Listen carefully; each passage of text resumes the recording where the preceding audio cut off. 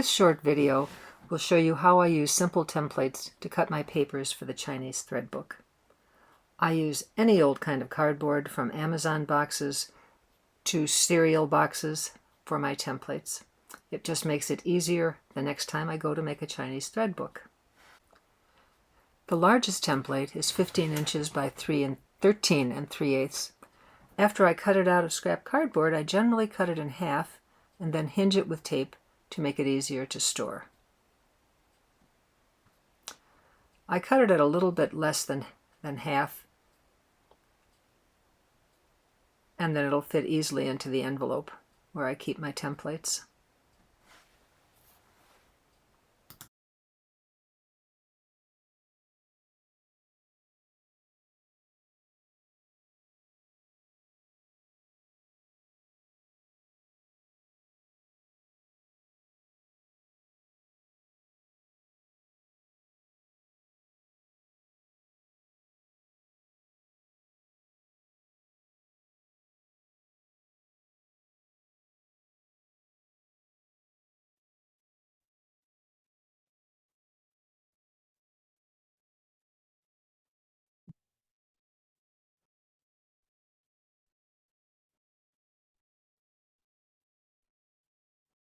And then I can store this pretty easily, a lot smaller.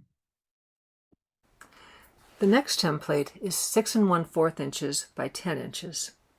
The nice thing about this one is we only cut 4 templates, and this second one is actually good for 3 different sections of the Chinese thread book. Sections B, C, and D. You'll end up cutting 2 pieces of paper with each of these labeled. The next square you're going to cut is a 6 1/2 inch by 6 1/2 inch.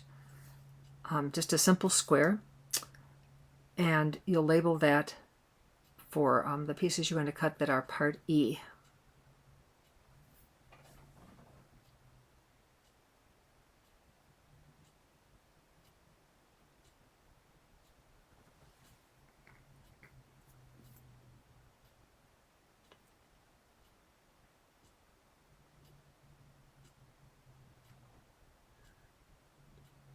The final piece is part F, which is 4 1/2 inches by 9 3/4.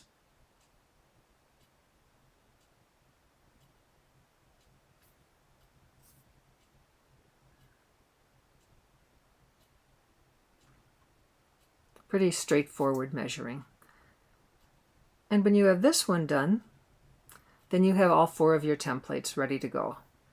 And next we'll cut the paper, and I'll show you how that works.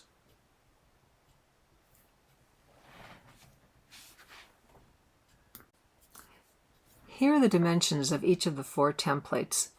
We're going to cut 1 of A, 2 each of parts B, C, and D, 4 parts of E, and 4 of F.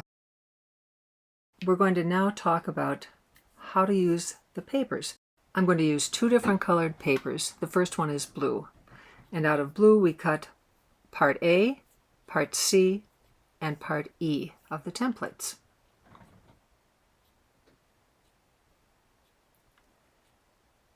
And generally I'll take the templates and set them in place so I have an idea of where everything goes. And that's why a cutting map comes in handy. But you'll make 1 of part A, 4 of part E, and 2 of part C. And they will fit on a piece of paper that's about 20 inches by 30 inches. Give or take a little bit. Now you could make all of your, you could make A one color, C another color, and E another color. But do cut 2 of C and 4 of E. Unless you're very careful and have a very sharp knife, Tojimbo is a soft paper, and you might tear it if you just use a knife. So often I'll draw lines instead and cut it using a scissors. Or I'll break off my blade and have a very sharp knife to do the same. I found it very handy to just take Post-it notes and label each of the pieces as I cut them. And I just simply put an A on part A and put it off to the side, and then we'll go on and we'll cut parts C and E.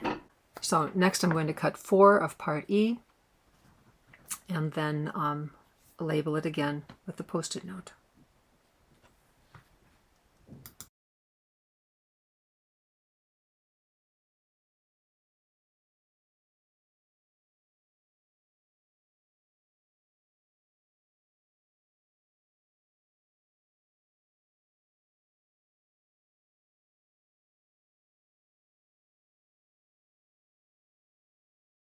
Then we're going to go ahead and cut out part C. And since we need 2 of them, I just folded my paper in half and I'm cutting them both at the same time. Next we'll be starting with paper 2, the red paper. And since we're going to need 4, we need 2 B's and 2 D's, I'm going to just double it again, and now I have the 2 B's and again the 2 D's.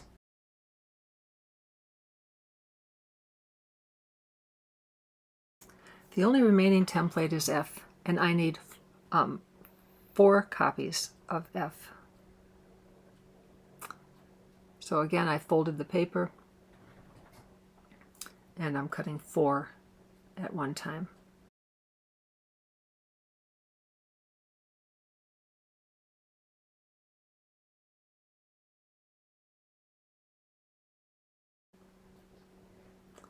So now I have all the pieces cut, and we're ready to start making the Chinese thread book.